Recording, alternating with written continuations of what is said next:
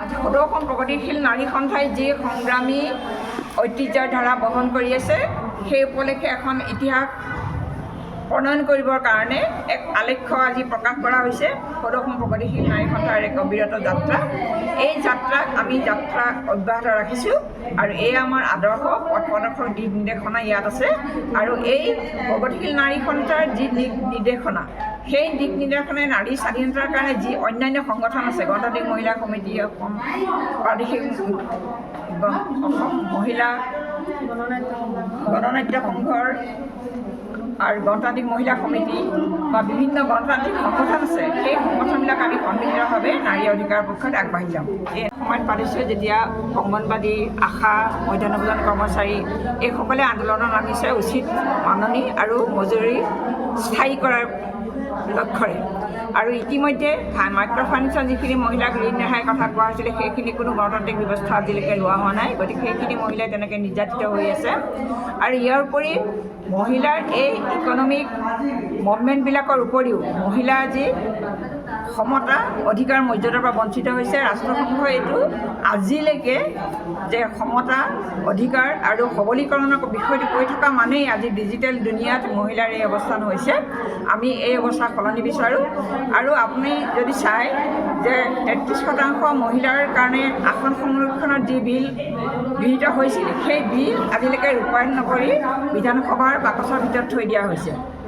আচলতে চৰকাৰে সদায় সঘনে কৈ থাকে যে মহিলাৰ সবলীকৰণ যেতিয়া হ'ব যেতিয়া ঘৰে বাহিৰে ভিতৰে বিধানসভা লোকসভাত যে সিদ্ধান্ত ডিচিশ্যন মেকিং প্ৰচেছত মহিলা ভাগ ল'ব পাৰিব, কিন্তু এই ব্যৱস্থাই মহিলাক সেইটো চিট নিদিয়ে।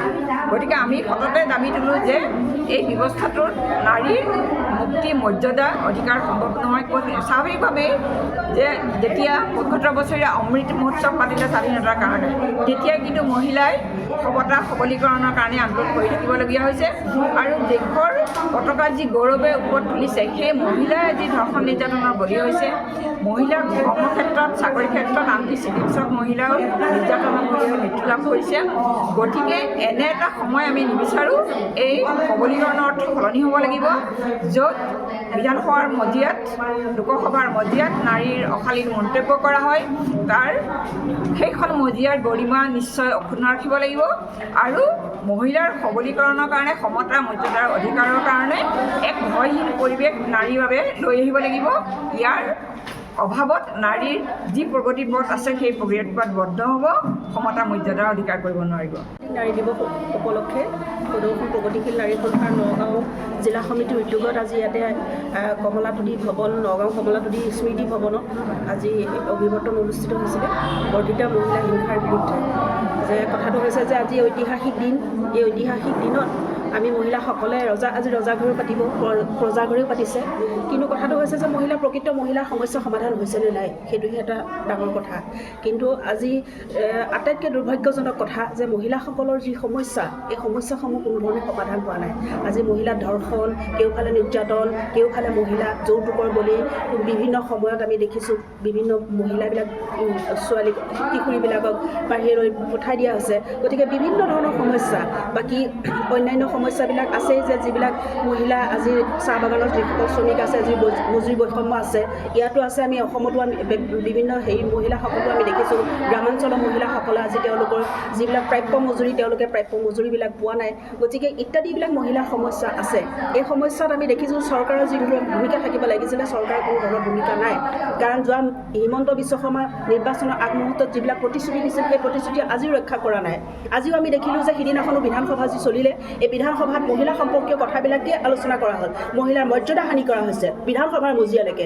গতিকে ৰজাঘৰ কি প্ৰজাঘৰ, গতিকে ৰাজনৈতিক লিডাৰসকলেও আনকি মহিলাসকলক লৈ চৰ্চা আৰম্ভ কৰিছে। গতিকে এইটো এটা সাংঘাতিক এটা অৱস্থালৈ গৈছে। আৰু দেশৰ প্ৰধানমন্ত্ৰী আহিও মহিলাসকলক আজি দেখিলোঁ যে মহিলাসকলক চাহ বাগানৰ যিসকল হেৰি আছে তেওঁলোকক নচোৱাৰ নামততো মহিলাসকলক কোনো ধৰণৰ সমস্যা সমাধান কৰা নাই, মাত্ৰ আহিছে মহিলাসকলৰ নাম হেৰি কৰিবৰ কাৰণে। কিন্তু এই ধৰণৰ যিবিলাক বাতাবৰণ সৃষ্টি কৰিছে এইটোতো প্ৰকৃততে মহিলাসকলৰ সমস্যা কোনো ধৰণৰ সমাধান হোৱা নাই। গতিকে এই ক্ষেত্ৰত আমি বিচাৰিছোঁ যে আগন্তুক দিনত যে মহিলাসকলৰ যি সমস্যা আছে এই সমস্যাসমূহ চৰকাৰে ৰূপায়ণ কৰিব লাগিব, আৰু যদি নকৰে তেতিয়াহ'লে আমি প্ৰগতিশীল নাৰী সন্থা আজিৰ সভাৰ আমাৰ সিদ্ধান্ত যে আমি উইদিন এ শ্বৰ্ট টাইম আমি জিলা প্ৰশাসন সকলো আমি ঘেৰাও কৰিম যদি মহিলাসকলৰ যিবিলাক ডিমাণ্ড যিবিলাক কাৰ্যকৰীকৰণ নকৰে। আছে সেই সমস্যাখনক লৈ আপোনাৰ চৰকাৰখনলৈ কি আবেদন থাকিব আজিৰ দিনটো? আমাৰ আবেদন হৈছে এইটো যে মহিলা আজি আমি কৈছোঁ লাখপতি মহিলাৰ নামত বিভিন্ন মহিলাক আজি পঞ্চায়তৰ গ্ৰামাঞ্চলৰ মহিলাসকলক ব্যৱহাৰ কৰিলে, কিন্তু সেইসকল মহিলা আজিও নাপালে। আজিও মহিলাসকলৰ অৰুণোদয়ৰ নামত গণতান্ত্ৰিক কোনো ধৰণৰ প্ৰক্ৰিয়া নাই। আজিও মহিলাসকলে থানাৰ প্ৰশাসনৰ ওচৰত গৈ পেলাই কোনো ধৰণৰ সুৰক্ষিত অৱস্থা নাই। আজিও মহিলা ধৰ্ষিতা, আজিও মহিলা নিৰ্যাতিতা হৈ আছে, আজিও হাজাৰ হাজাৰ কেছ কোৰ্টত পৰি আছে।